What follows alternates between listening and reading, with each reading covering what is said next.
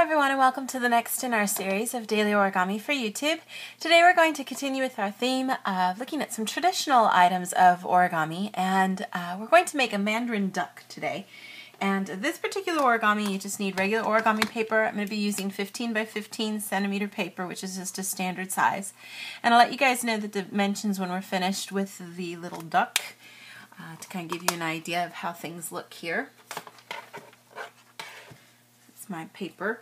What we're going to do is start off with the color side facing down, and I just wanted to put a crease in the middle of my paper by folding it in half diagonally. Just line up opposite corners there, kind of smooth down, straight down from that, and then you can kind of smooth out to each opposite side that way.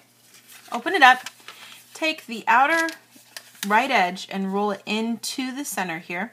It helps to kind of find the point down here and hold it with your finger, and then pull up here to line that up into the center.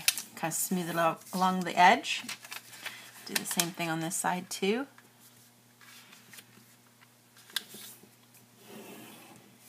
Then go ahead and flip it over. And I'm going to take what I have here and fold it up. And this is a little arbitrary of how much you're going to do this. You don't want to make it too big. We'll keep the center kind of lined up good there. Maybe about a centimeter or so down with that orange strip that you see. So you get something like this.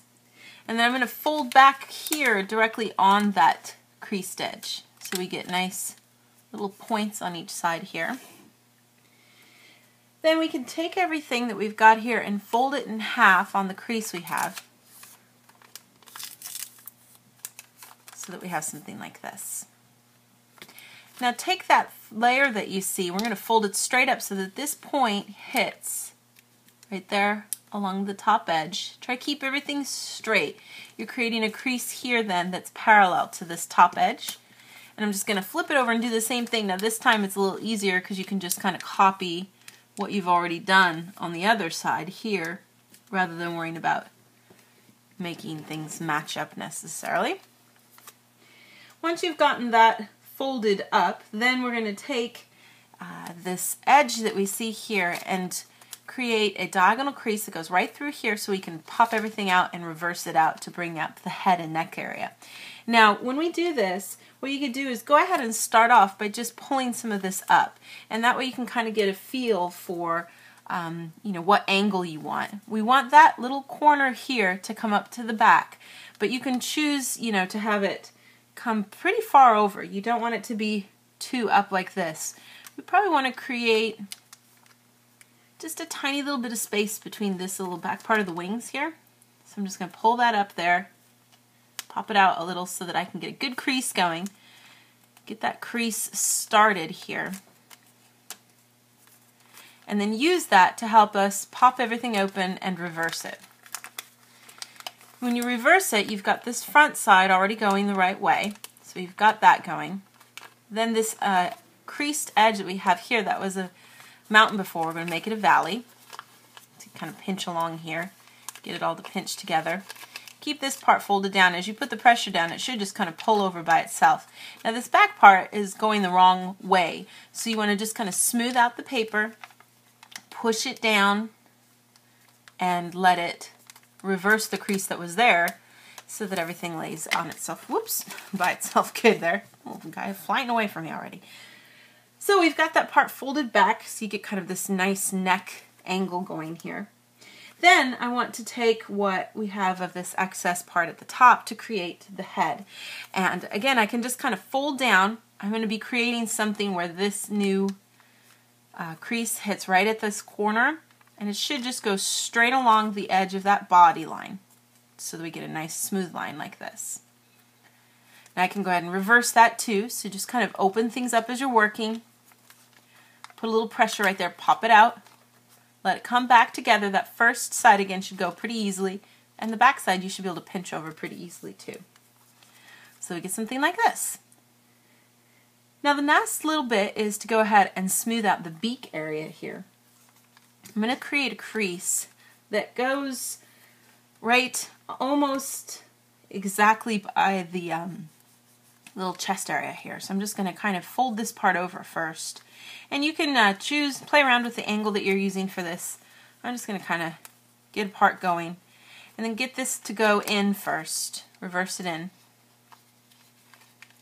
Now of course it's not going to go all the way in because this part doesn't have any place to go. You could choose which side to kind of let it sneak in on here, but we're not leaving it back here. What we're going to do is take that and bring it back out again.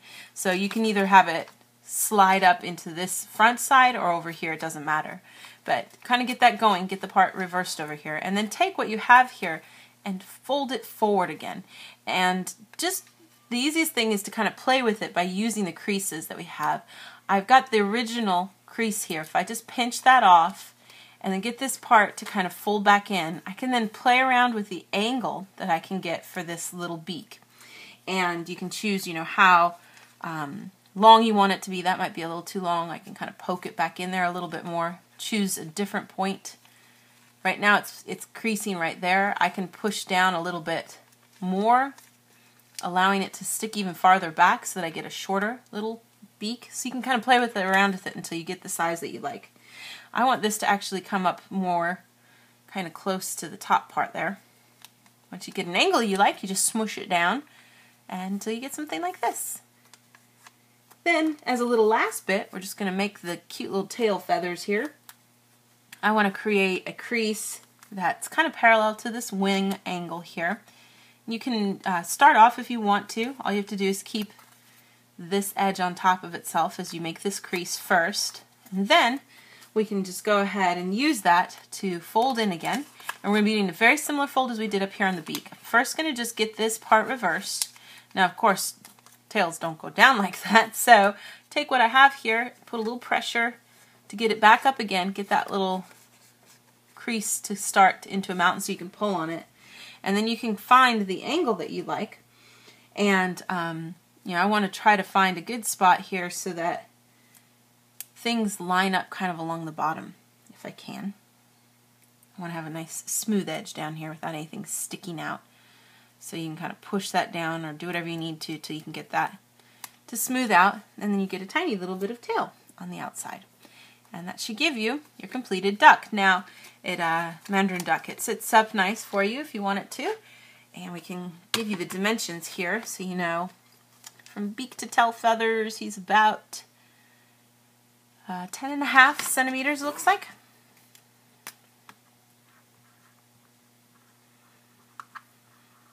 And then height-wise,